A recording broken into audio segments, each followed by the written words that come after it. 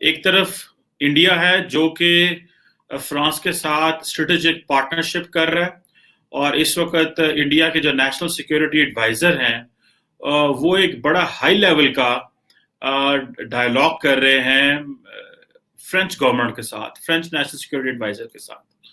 और दूसरी तरफ पाकिस्तान है जो जहां पे इस बात पे बहस हो रही है, और इस बात पे जो उलमा हैं, मौलवी हैं, टीएलपी के लोग हैं, वो कह रहे हैं कि फ्रांस से ताल्लुकात खत्म करो।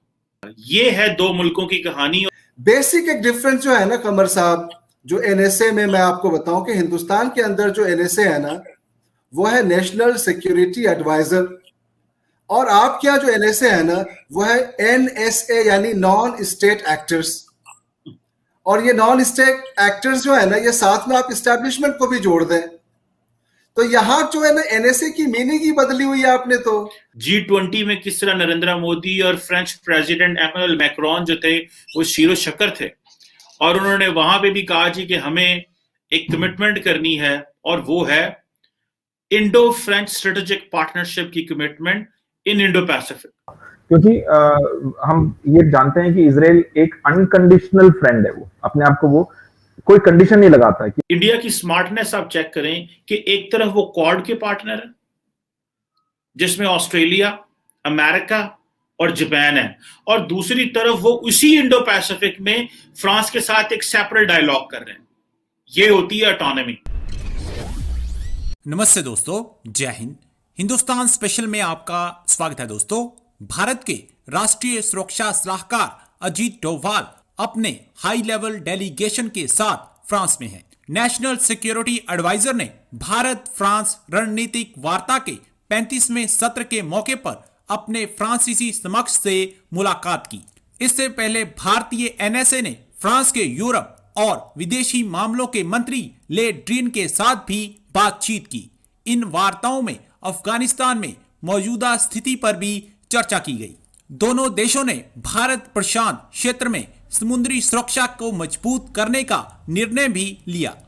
पाकिस्तानी मीडिया यह बता रहा है कि हमारी बेवकूफी देखो, हम फ्रांस के राजदूत के खिलाफ विरोध प्रदर्शन कर रहे हैं, जबकि भारत और फ्रांस के बीच रक्षा समझौते हो रहे हैं। So friends, let's start this very interesting video. Thank you so much. एक तरफ इंडिया है जो कि फ्रांस के साथ स्ट्रेटेजिक पार्टनरशिप कर रहा है, और इस वक्त इंडिया के जो नेशनल सिक्योरिटी एडवाइजर हैं वो एक बड़ा हाई लेवल का डायलॉग कर रहे हैं फ्रेंच गवर्नमेंट के साथ, फ्रेंच नेशनल सिक्योरिटी एडवाइजर के साथ। और दूसरी तरफ पाकिस्तान है जो जहां पे इस बात पे बहस हो रही है, और इस बात पे जो उलमा हैं, मौलवी हैं, टीएलपी के लोग हैं, वो कह रहे हैं कि फ्रांस से ताल्लुकात खत्म करो। ये है दो मुल्कों की कहानी। इस वक्त भी वो उलमा, वो मौलवी, वो टीएलपी जो पाकिस्तान की हुकूमत को कहती है फ्रांस के साथ ताल्लुकात खत्म करो, फ्रेंच एम्बेसी को बंद करो, फ्रेंच एम्बेसडर को यहां से निकाल दो, उन्होंने पाकिस्तान की जो मेन स्ट्रेटेजिक हाईवे है जिसको GT road, grand trunk road कहते हैं, उसको अभी इस वक्त भी ब्लॉक किया हुआ है। और उन्होंने हुकूमत को गन पॉइंट पे ये कहा है कि हमारे लीडर को भी छोड़ो और हमारे लोगों को भी छोड़ो, और हमें आप लोगों ने टीएलपी को दहशतगर्द जमात करार दिया है और बैन करार दिया, वो भी जो है वो अनफ्रीज करो, बैन हमारे से खत्म करो, वरना आपका मुल्क नहीं चल सकता। ये है दो मुल्कों की कहानी। और उधर देखें आप, वो इंडिया ने फ्रांस से राफेल 30 जो राफेल जहाज हैं वो तो लिए हैं इंडियन एयरफोर्स के लिए, कुछ 36 एक राफेल फाइटर जो हैं वो उन्होंने फ्रांस से लिए, और एक बड़े पैमाने पे जो है वो डायलॉग चल रहा है। यानी कि अब आप देखें कि फ्रांस के साथ ताल्लुकात, ये भी मैं आपको बताता हूं कि वो किस तरह एक बड़े पैमाने पे इंडो पैसिफिक में रिलेशंस डेवलप कर रहे हैं। बायलैटरल रिलेशंस की आप बात कर लें दोनों ममालिक के। G20 में किस तरह नरेंद्र मोदी और फ्रेंच प्रेसिडेंट एमेनुअल मैक्रोन जो थे वो शीरो शक्कर थे, और उन्होंने वहां पे भी कहा जी कि हमें एक कमिटमेंट करनी है, और वो है इंडो फ्रेंच स्ट्रेटेजिक पार्टनरशिप की कमिटमेंट इन इंडो पैसिफिक।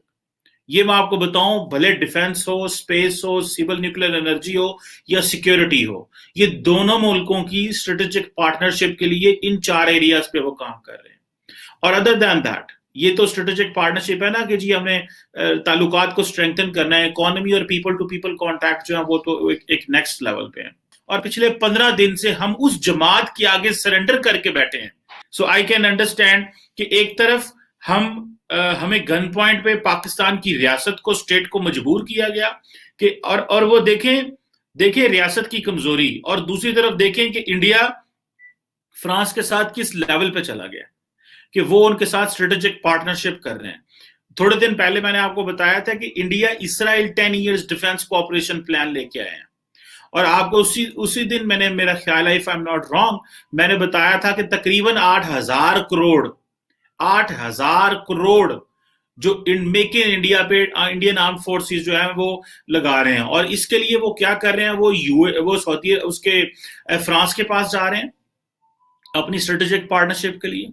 वो अफगानिस्तान के मौजू के ऊपर फ्रांस और इंडिया अपनी एक मौकफ अडॉप्ट कर रहा है। और अगर आपको याद हो कि जो फ्रेंच फॉरेन मिनिस्टर हैं, जब ये हालात खराब हुए फ्रांस के, तो बहुत सारे फॉरेन मिनिस्टर पाकिस्तान आए, लेकिन फ्रेंच नहीं आए थे।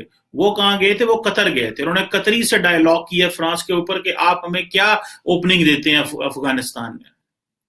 इंडिया की स्मार्टनेस आप चेक करें कि एक तरफ वो क्वाड के पार्टनर है जिसमें ऑस्ट्रेलिया, अमेरिका और जापान है, और दूसरी तरफ वो उसी इंडो पैसिफिक में फ्रांस के साथ एक सेपरेट डायलॉग कर रहे हैं। ये होती है ऑटोनॉमी, इसको ऑटोनॉमी कहते हैं। अच्छा आसिफ साहब, ये बताएं कि पाकिस्तान के एनएसए मोईद यूसुफ ने कहा है कि मैं नहीं जाऊंगा Bharat. How do you see this Asif साहब? कमर साहब, इंडिया जो है ना वो बहुत ही पीस लविंग कंट्री है, और इस तरह के बड़े एफर्ट्स इंडिया लगाते रहे हमेशा से, खास तौर से अपने पड़ोसियों के साथ जो उनके रिलेशंस होते हैं। अब अगर आज के इस बयान को देखा जाए, मतलब कल के आपके जो एनएसए हैं मोईद साहब, वो कह रहे हैं कि हम नहीं जाएंगे।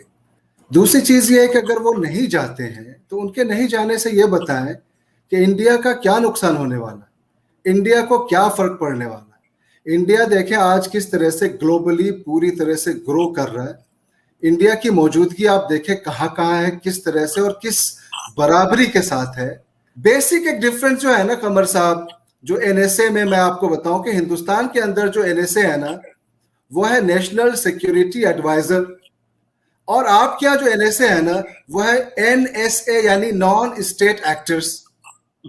और ये नॉन स्टेट एक्टर्स जो है ना, ये साथ में आप इस्टेब्लिशमेंट को भी जोड़ दें तो यहाँ जो है ना एनएसए की मीनिंग ही बदली हुई है आपने। तो उसी सेम इस पे पैटर्न पे आपके तमाम लोग चलते, ये भी कह रहे हैं एब्सोल्युटली नो, हमें नहीं जाना। भाई आपके एब्सोल्युटली नो का क्या असर हो रहा है? आइसोलेशन में आप है, वो आपने देखा। जो मई 2014 में जो मोदी साहब प्राइम मिनिस्टर बने थे और नवंबर के बीच में इतना एग्रीमेंट्स साइन हुए थे जितने लास्ट 3 साल के अंदर इंडिया और इजराइल के बीच में साइन नहीं हुए थे। तो उतना ज्यादा जंप हुआ, क्योंकि हम ये जानते हैं कि इजराइल एक अनकंडीशनल फ्रेंड है। वो अपने आप को वो कोई कंडीशन नहीं लगाता है कि